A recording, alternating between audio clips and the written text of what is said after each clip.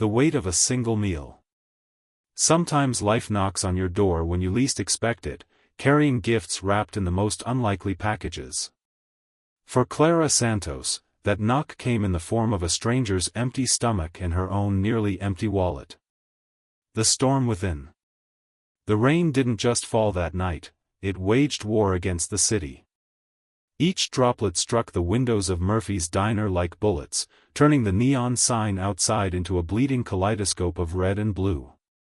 Inside, the air hung thick with the ghosts of 1,000 meals, burnt coffee, sizzling grease, and the particular kind of exhaustion that settles into your bones during the graveyard shift. Clara Santos moved through this familiar choreography of survival with mechanical precision. At 28, she felt ancient. Her body was a catalogue of small complaints, aching feet in shoes held together by hope and duct tape, shoulders that carried invisible weights, eyes that had forgotten how to truly see past the next table that needed clearing. Her world existed in a constant state of mathematical anxiety. The rent notice, pale yellow like a sickly warning, sat folded in her apron pocket. Mrs. Kowalski, her landlord, had already granted 2 extensions, her patience wearing thin as tissue paper. Then there were the utilities, each bill a small paper cut to her already bleeding budget. But the weight that truly crushed her spirit was the pharmaceutical burden of keeping her brother Miguel alive. Miguel, brilliant and broken at 19, battled a rare neurological condition that demanded medications worth more than Clara's monthly salary. Insurance companies spoke in riddles and denials, leaving her to navigate a labyrinth of copays and coverage gaps. Each prescription refill felt like negotiating for her brother's continued existence. So she worked. Every available shift, every holiday, every moment when her body could still move and her smile could still convince customers she was human rather than merely functional. Her dreams of returning to nursing school lay buried beneath the arithmetic of survival, gathering dust like forgotten love letters. Santos. Table 6 needs their check, and that coffee machine won't refill itself. Rick Donovan's voice cut through the diner's ambient noise like a rusty blade. He was a man whose petty authority had inflated into something approaching tyranny.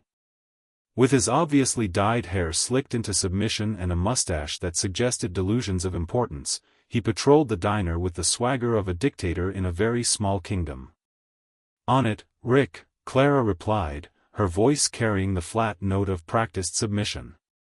She'd learned long ago that resistance only brought more scrutiny, more opportunities for Rick to flex his minimal power. That's when the bell above the door released its tired chime, barely audible above the storm's fury. A figure materialized in the doorway. More shadow than substance, more ghost than man. He wasn't merely wet, he appeared to have been baptized by the storm itself. Layers of mismatched clothing clung to his frame like soggy newspaper, and his hair hung in wet tendrils around a face mapped by hardship. But his eyes, pale green and startlingly clear, held something that stopped Clara's automatic assessment. Not madness, not the hollow stare of addiction, but a deep, oceanic sadness that seemed to hold entire conversations with itself. He approached the counter with the careful movements of someone who had learned not to expect kindness, leaving a trail of puddles that Rick would surely blame her for later. His hands, Clara noticed, were clean despite everything else about his appearance. "Miss," he said, his voice barely above a whisper, roughened by disuse and weather. "Could I trouble you for some water? And if you have any bread that's going to waste." Rick materialized beside her with predatory swiftness, his presence radiating disapproval like heat from a furnace. "This is a business establishment, not a soup kitchen. If you can't pay, you need to leave." The man's shoulders collapsed inward, hope extinguishing in his eyes like a candle in wind. He nodded with the weary acceptance of someone who had heard these words countless times before, and began to turn toward the door. Something inside Clara's chest cracked open. Maybe it was seeing her own struggles reflected in his defeat. Maybe it was remembering how it felt to be invisible, disposable. Maybe it was just that after months of feeling powerless, here was one moment where she could choose differently. "Wait," she said, surprised by the strength in her own voice. Both men turned to look at her. Ignoring Rick's thunderous expression, Clara looked directly at the stranger. "Tonight's special is pot roast with vegetables and mashed potatoes. It's warm, and there's plenty of it. Please, have a seat." The man stared at her as if she had just spoken in a foreign language, his mouth opening and closing soundlessly. Rick's grip found her elbow, his fingers digging in with familiar aggression. "Have you lost your mind, Santos? That comes out of your paycheck. Every penny of it." Clara pulled her arm free with more force than she'd ever used with him before. The rebellion felt dangerous and intoxicating. "I understand. I'll cover it." She walked to the kitchen, where Sam, the night cook, gave her a sympathetic look but asked no questions. He'd worked enough late shifts to understand the unspoken solidarity among the night people. Clara loaded the plate herself, ensuring generous portions, adding a dinner roll that was still warm from the oven. When she returned to the dining area, the stranger had chosen the booth furthest from the door, as if trying to minimize his presence in the world. She set the plate before him and watched as he stared at the food with something approaching reverence. Steam rose from the mashed potatoes, and the rich aroma of the gravy seemed to bring tears to his eyes. "Thank you," he whispered, and the simple words carried more weight than any elaborate speech. Clara nodded and walked away, her heart hammering against her ribs. She could feel Rick's fury radiating from behind the counter, could already imagine the verbal assault waiting for her. The meal would cost her nearly half of tonight's tips, money she desperately needed for Miguel's next prescription refill. But as she watched the man eat with slow, deliberate gratitude, savoring each bite as if it might be his last, she felt something she hadn't experienced in months, the warmth of having made a difference in someone's world, however small. When she looked back 15 minutes later, the booth was empty. The plate was spotless, cleaned so thoroughly it looked ready to be put away. Beside it sat a crumpled dollar bill and some change, probably everything he had. And next to the coins, something unexpected, a small origami crane, folded from what looked like a discarded bus transfer. The paper bird was perfect in its simplicity, its wings spread as if caught in eternal flight. Clara picked it up, running her finger along its delicate edges, and felt a strange mixture of loss and hope. She had no idea that this simple act of kindness had just set in motion a series of events that would transform both their lives forever. The unraveling. Dawn crept through Clara's apartment window like an unwelcome visitor, illuminating the stack of bills on her kitchen table and highlighting the water stains on the ceiling. Her phone buzzed with a text from Miguel's doctor's office, a reminder that his prescription needed renewal by Friday. The medication cost $800. Her bank account showed a balance of $93 and change. The familiar panic began its slow crawl up her spine, but she pushed it down. Panic was a luxury she couldn't afford. What she needed was a strategy, another job, maybe she could finally sell her grandmother's ring, the last piece of jewelry she owned. At Murphy's diner, the atmosphere crackled with Rick's barely contained rage. He'd assigned her the worst section, the tables near the constantly swinging kitchen door where harried customers complained about the noise and heat. He followed her movements like a predator, criticism ready to spring from his lips at the slightest provocation. Around noon, during the lunch rush, disaster struck in the form of Margaret Thorne, a woman whose designer suit and obvious impatience radiated entitlement. She sat in Clara's section, immediately demanding service with the imperious tone of someone unaccustomed to waiting. "I need a Caesar salad, no croutons, dressing on the side, and an iced tea with no lemon. And I need it fast, I have a board meeting in 30 minutes. Clara rushed the order to the kitchen, then hurried back with the iced tea. As she placed it on the table, Margaret gestured dismissively without looking up from her phone. Her hand caught the base of the tall glass, sending it toppling directly onto her open laptop. The woman's scream could have shattered glass. "My laptop! You idiot! Do you have any idea what you've done?" The computer screen flickered and died. Clara stood frozen, watching amber liquid drip from the keyboard onto the floor. "I'm so sorry, Sorry doesn't restore 3 hours of work. This presentation is due in 20 minutes, and now it's gone." Margaret's voice reached hysteria. "This computer cost $3,000. Rick appeared instantly, his face a mask of false concern for the customer and pure venom for Clara. "Ma'am, I am deeply sorry. This is completely unacceptable behavior from our staff." Clara tried to explain that the customer had knocked the glass over, but her protests were drowned in Rick's theatrical apologies and Margaret's continued shrieking about lawsuits and corporate incompetence. "Santos," Rick hissed, grabbing her arm with familiar violence. "My office. Now." The walk to the cramped back office felt like a death march. The other waitresses, Jenny and Rosa, watched with sympathy they couldn't afford to voice. Rick slammed the door, and the small room suddenly felt suffocating.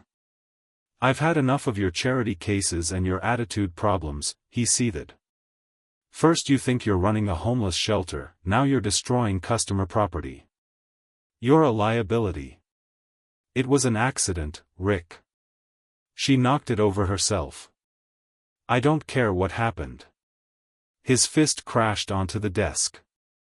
"I care what the customer saw, and she saw you being careless with her expensive equipment. You're fired, Santos. Clear out your locker and get out." The word "fired" hit her like a physical blow. Clara felt the floor disappear beneath her feet. "Rick, please. You know I need this job. My brother's medication, I'll pay for the laptop, I'll work extra shifts for free, just please." His laugh was cruel and sharp. "Pay for it with what? Your generous tips? You're done here. Your final check will be mailed." Clara stumbled from the office in a daze. The diner's familiar sounds became white noise, the clatter of plates, the sizzle of the grill, conversations she could no longer process. She gathered her few belongings from her locker, a spare uniform, a small bottle of hand cream, her worn copy of nursing textbooks she still carried like a talisman. As she knelt to collect coins that had spilled from her purse, a sob escaped, raw and desperate. Jenny appeared beside her, helping gather the scattered change. "I'm sorry, Clara," she whispered. "He's been looking for an excuse." That woman practically knocked the glass over herself. Clara nodded numbly, unable to speak past the tightness in her throat. She walked out through the kitchen's back door, not wanting to face the dining room again. The alley behind the diner reeked of grease and failure. The bright afternoon sun felt like mockery. She leaned against the brick wall, gasping for air, trying to hold back the wave of panic threatening to drown her. In her devastation, she didn't notice that her most precious possession, a small sketchbook filled with her drawings, had slipped from her bag and lay forgotten by the diner's back door. The abyss. The next 4 days blurred together in a haze of desperate job hunting and mounting dread. Clara applied everywhere: coffee shops, retail stores, cleaning companies, anywhere that might hire someone quickly. Her inbox remained empty. Her phone stayed silent. The eviction notice appeared on her 3rd day of unemployment, bright orange paper that seemed to scream its message. She had 1 week to pay the back rent or find somewhere else to live. That night, she ate the last packet of ramen in her cabinet and stared at the pharmaceutical bill that would come due in 2 days. Miguel's medication couldn't wait. Without it, his condition would deteriorate rapidly. She was contemplating the unthinkable, calling her estranged uncle who had disowned her family years ago, when a car pulled up outside her apartment building. It wasn't just any car. It was a statement, sleek, black, and expensive, with windows so dark they seemed to absorb light itself. A man emerged from the passenger side. He was impeccably dressed in a tailored navy suit, with sharp, intelligent eyes behind wire-rimmed glasses. Everything about him suggested competence and authority. He approached her where she sat on the building's front steps, lost in despair. "Miss Clara Santos?" Clara looked up, startled. "Who's asking?" "My name is James Chen. I work for someone who believes they have something that belongs to you." He gestured toward the car. "Would you be willing to come with me? I can explain everything once we arrive." Clara's mind raced. Was this about debt collection? Had someone tracked down her student loans? But the car was too expensive, the man too polished for any collection agency she knew. "I think you have the wrong person," she said carefully. "I assure you I don't. My employer specifically requested that I find you. He has your sketchbook." Clara's heart stopped. Her sketchbook, the one thing that mattered to her more than anything else. "How did you? Who has it?" "Someone who would very much like to return it personally." "Please, Miss Santos. I give you my word that you're in no danger." Clara looked at the car, then at the eviction notice crumpled in her hand. What did she have to lose anymore? "Okay," she whispered.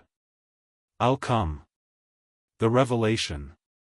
The car's interior was a study in luxury, leather seats that seemed to embrace her, climate control that made the sweltering day disappear. They drove through the city in silence, leaving her neighborhood's cracked sidewalks behind for the gleaming towers of the financial district. They stopped in front of a skyscraper that seemed to pierce the clouds themselves. Meridian Industries was etched in silver letters above the grand entrance. James led her through a marble lobby that echoed with wealth and power, past security guards who nodded respectfully, into a private elevator. As they rose to the 60th floor, Clara's ears popped and the city spread below them like a circuit board. The elevator opened directly into an office that took her breath away. Floor-to-ceiling windows offered a panoramic view that made her feel like she was floating above the world. Behind a massive desk of polished dark wood, a man sat with his back to her, silhouetted against the afternoon sky. "Miss Santos is here, sir," James announced quietly before retreating. The man slowly turned his chair around, and Clara's world tilted off its axis. It was him. The homeless man from the diner. But transformed completely. Gone were the ragged clothes and matted hair. In their place was a perfectly tailored charcoal suit, a crisp white shirt, and hair that was clearly expertly cut. His beard had been trimmed to distinguished stubble. But those eyes, those pale green eyes, were unmistakably the same. He stood up, and she could see the power in his bearing, the confidence that came from commanding empires. On his desk, displayed like a treasured artifact, was her sketchbook.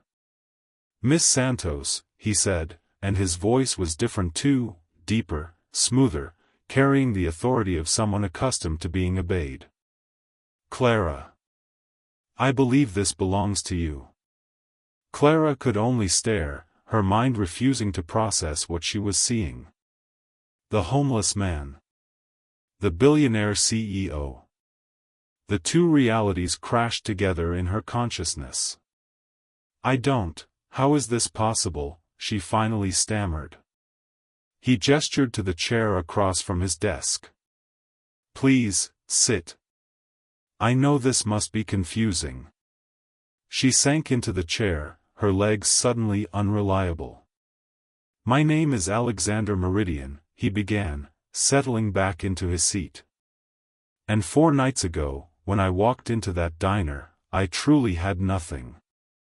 That wasn't an act or some elaborate test. It was my reality." He paused, his gaze growing distant. 2 years ago, I lost my wife Emma and my daughter Sophie in a helicopter crash. They were coming to surprise me at a business dinner. The pilot lost control in a storm. The pain in his voice was raw, immediate. Clara felt her heart constrict. After that, he continued, nothing had meaning anymore. This building, the company, the money, it all felt like a cruel joke. I was surrounded by people, by lawyers and board members and executives, but I had never felt more alone in my life. He looked directly at her. So 8 months ago, I walked away. I put my second-in-command in charge, told him I needed an extended sabbatical for my health, and I disappeared onto the streets. I wanted to feel something real again. Or maybe I wanted to feel nothing at all. Clara listened in stunned silence as he described his months of invisibility, of becoming just another face in the crowd of the forgotten. I had reached my lowest point that night, he said softly. I hadn't eaten a real meal in days. I was ready to just give up entirely. And then you looked at me, really looked at me. You saw a human being when everyone else saw a problem to be solved or avoided. He opened her sketchbook to a page she knew well, a charcoal drawing she had made from memory, capturing those haunting eyes with an artist's brutal honesty. You risked your job for a stranger. You gave me dignity when the world had stripped it away. You didn't act out of pity, but out of genuine compassion. His voice grew thick with emotion. That single act of kindness reminded me that there was still good in the world. It reminded me of the man Emma and Sophie believed I was. Clara felt tears stinging her eyes. I couldn't let you leave hungry. You saved more than a homeless man that night, Clara. You saved me. You reminded me that my life still had purpose, that their deaths didn't have to mean the end of everything good I could do in their memory. The silence stretched between them, heavy with understanding. James found your sketchbook when he went back to retrieve some belongings I'd left in a shelter. The cook at the diner had tried to get it back to you but didn't know how to reach you. James is resourceful in finding people. Alexander leaned forward. I know what happened with your termination. I know about the incident with the laptop, about your manager's treatment of you. I also know about your brother Miguel and his medical needs. Clara stiffened. You investigated me. I had to understand, he said gently. I had to know who the person was that showed me such grace. I wasn't looking for leverage, Clara. I was looking for context. He stood and walked to the windows, looking out at the city below. I want to offer you something. Not charity, not a handout, but a partnership. I'm restructuring the Meridian Foundation, the charitable arm of this company. For years, it's been nothing but a tax write-off, writing checks to big organizations without any real impact. He turned back to face her. I want to change that. I want it to have heart, to connect with people on a personal level. I want you to lead it. Clara blinked. Lead it? I don't have any experience in. You have the most important qualification there is, he interrupted. You have empathy. You understand what it's like to struggle, to be invisible.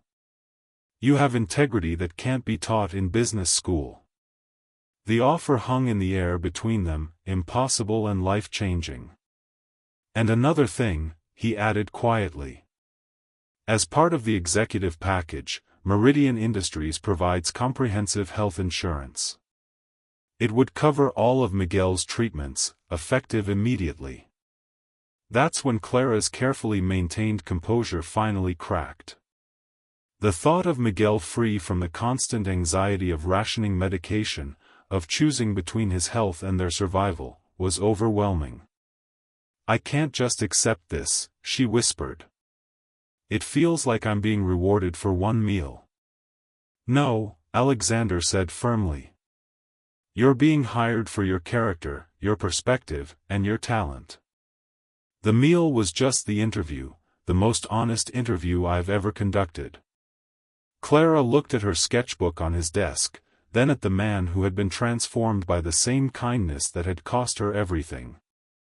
"Okay," she said, her voice barely audible. "Yes. I accept." The serpent in paradise. Clara's first month at Meridian Industries was like learning to breathe different air. Everything moved faster here, spoke in acronyms she had to learn, operated on unspoken rules about hierarchy and influence. James Chen became her guide through the corporate maze, patiently explaining budget proposals and board dynamics. Her office was larger than her entire apartment had been, with a view that still took her breath away each morning. She threw herself into understanding the Foundation's history, spending long nights reading through files and financial reports. What she found confirmed Alexander's assessment: it was efficient but soulless, giving millions to established charities without any real connection to the communities it claimed to serve. Her first proposal was revolutionary in its simplicity. She called it the Silver Lining Initiative: small, immediate grants for grassroots needs. A new stove for a community kitchen, school supplies for an after-school program, emergency assistance for families facing eviction. When she presented it to Alexander, his eyes lit up with something she hadn't seen since that night in the diner. "This is exactly what Emma would have wanted," he said softly. "This is helping people, not just moving money around." The changes in her personal life were equally dramatic. Miguel's prescription was filled without a second thought, covered completely by insurance that actually meant something. She moved into a comfortable apartment in a safe neighborhood, bought clothes that made her feel professional rather than desperate. But with every step forward, she felt a growing resistance from within the company itself. It came primarily from one man, Victor Sterling, Meridian's chief operating officer. Victor was everything Alexander was not: polished to a fault, politically astute, and ambitious in ways that made her skin crawl. He had effectively run the company during Alexander's absence, and his return to power had been a bitter pill for Victor to swallow. He began with subtle undermining. "How's our little charity project coming along?" he would ask in meetings, his tone suggesting Clara was playing with toys while adults handled real business. He would accidentally omit her from email chains, then express surprise when she arrived unprepared for meetings. In board meetings, he was her most vocal critic. "While Miss Santos's intentions are admirable," he would say, addressing the stone-faced board members, "we're talking about significant resources with minimal oversight. The Foundation's role is strategic giving, not operating a community welfare program." Alexander always defended her, but Clara could see how Victor's constant criticism was wearing on both of them. The whispers had started: speculation about the nature of her relationship with Alexander, rumors about the waitress, who had somehow bewitched a grieving billionaire. Clara tried to ignore the gossip, focusing instead on her work. The Silver Lining Initiative was beginning to show real results. Letters poured in from families whose lives had been changed by small acts of corporate kindness, stories that reminded her why she had accepted this impossible opportunity. Her relationship with Alexander deepened beyond the professional. They often worked late together, sharing meals and stories. He spoke about Emma and Sophie not with agonizing grief anymore, but with gentle love. She shared her dreams of returning to school, of maybe teaching art to children who needed creative outlets. There was an undeniable connection between them, a chemistry forged in that moment of shared humanity in a greasy diner. But the power dynamics, the vast differences in their backgrounds, made any personal feelings dangerous territory to navigate. Victor sensed this connection and saw it as Alexander's greatest vulnerability. He began digging deeper into Clara's past, hiring investigators to find any dirt that could be weaponized. The attack came on a Tuesday morning. James entered Clara's office with a grim expression, carrying a tablet. "There's something you need to see," he said quietly. The screen showed a local gossip blog with a vicious headline, "Meridian CEO's Charity Case, A History of Deception and Desperation." The article was a character assassination masterpiece. It quoted an anonymous former employer describing Clara as unstable, someone who regularly stole food and manipulated customers for sympathy. It painted her act of kindness to Alexander as a calculated con, suggesting she had targeted him specifically after identifying him as someone with money. The piece even included a grainy, altered photo that made her look disheveled and suspicious. Clara felt the blood drain from her face as she read. The words had Rick's poison all through them, she could hear his voice in every cruel accusation. But the sophistication of the attack, the strategic timing, bore Victor's fingerprints. "Alexander has already seen it," James said gently. "He's furious. He knows it's fabricated." But Clara understood that the damage was already done. The board would read this. Investors would see it. The whispers would become roars. Victor hadn't just attacked her reputation, he had attacked the very foundation of everything she had built, everything Alexander had entrusted her with. And she knew this was only the beginning. The final gambit.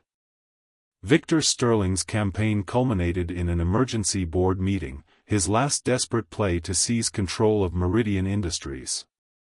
The mahogany-paneled boardroom felt like a coliseum as he presented his case, painting Alexander as an emotionally compromised leader whose judgment had been fatally clouded by his relationship with Clara.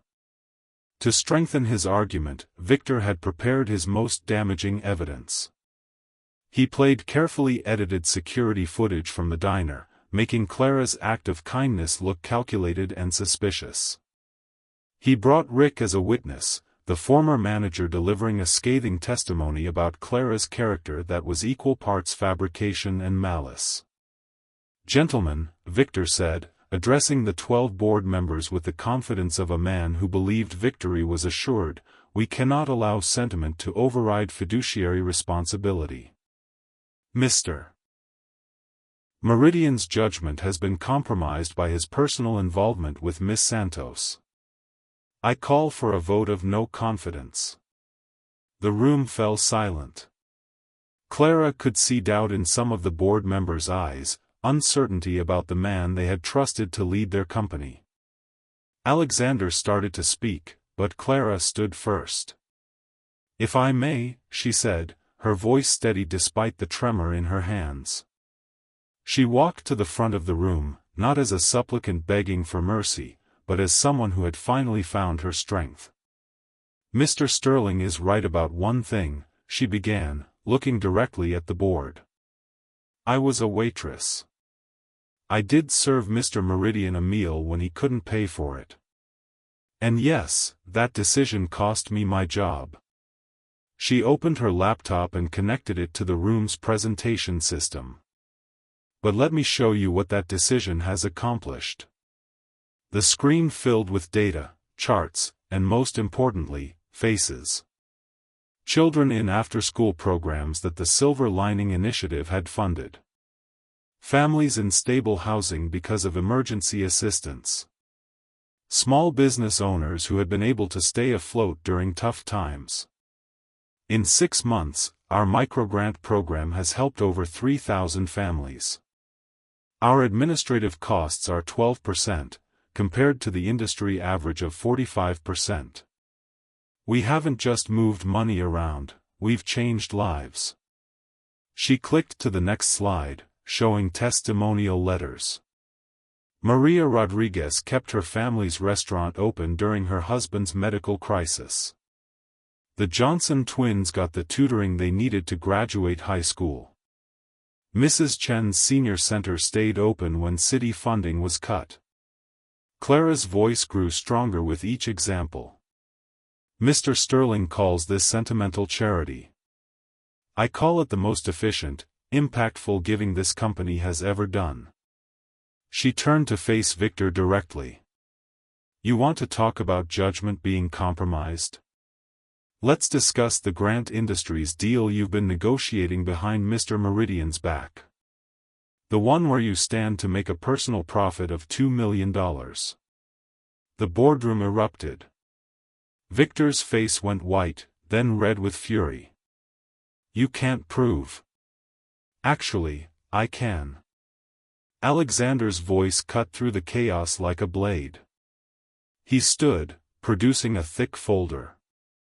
Victor, did you really think I wouldn't notice? Industrial espionage, embezzlement, breach of fiduciary duty. I have documentation of everything. The folder contained bank records, email chains, recorded phone calls. Victor had been systematically betraying the company while positioning himself as its savior. Security will escort you from the building, Alexander said with cold finality. Your resignation will be effective immediately. As Victor was led from the room, his carefully constructed facade crumbling, the board sat in stunned silence. The man who had just attempted a corporate coup had been revealed as the true threat to the company. Any other questions about compromised judgment? Alexander asked, his authority unshakable once again. The vote of confidence was unanimous. A new canvas. 6 months later, Clara stood in the most beautiful space she had ever seen. The gallery was pristine, with white walls that seemed to glow and lighting that made everything look like art. But it was the paintings on those walls that took her breath away, her own work, displayed with museum-quality care.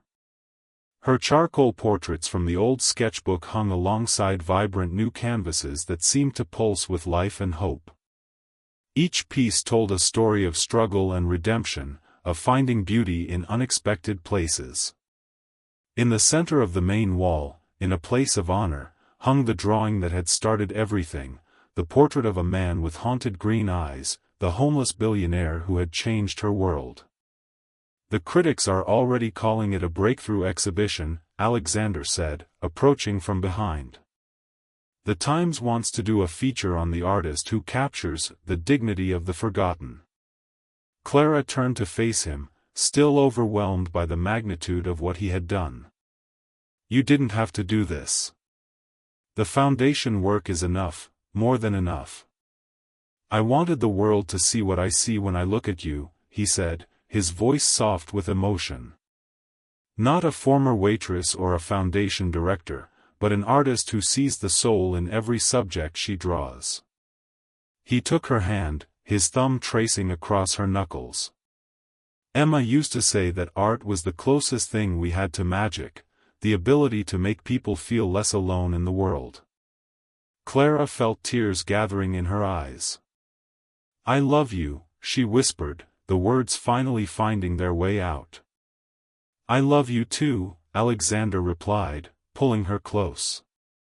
You saved my life, Clara Santos. Not just that night in the diner, but every day since.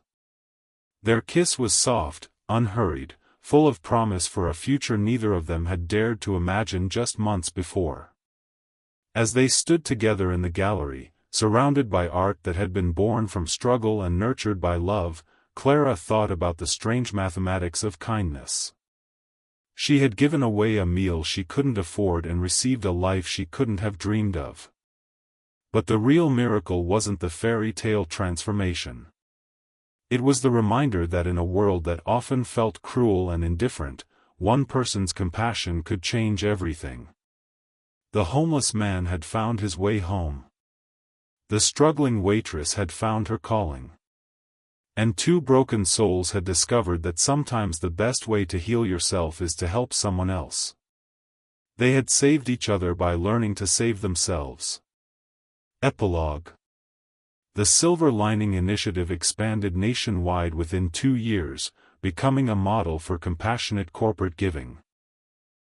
Clara's art continued to grace galleries and private collections, but her true masterpiece was the lives she touched through her work at the foundation. Miguel graduated from college with honors, his medical condition stable and his future bright. He often visited the foundation offices, volunteering his time to help other families navigate the healthcare system. Alexander never forgot the lessons learned during his months of invisibility. Under his leadership, Meridian Industries became known not just for its profits, but for its humanity. And sometimes, late at night in their home overlooking the city, Clara would fold paper cranes from newspaper and magazine pages, each one a small reminder that the most beautiful transformations often begin with the simplest acts of love. The story that had started with a single meal had become a feast of hope, proving that kindness, like art, has the power to create something beautiful from the most unlikely materials. In the end, Clara Santos learned that she hadn't just fed a hungry man that stormy night. She had fed her own soul, and in doing so, had discovered that sometimes the greatest gifts we give to others are the ones that transform us in return.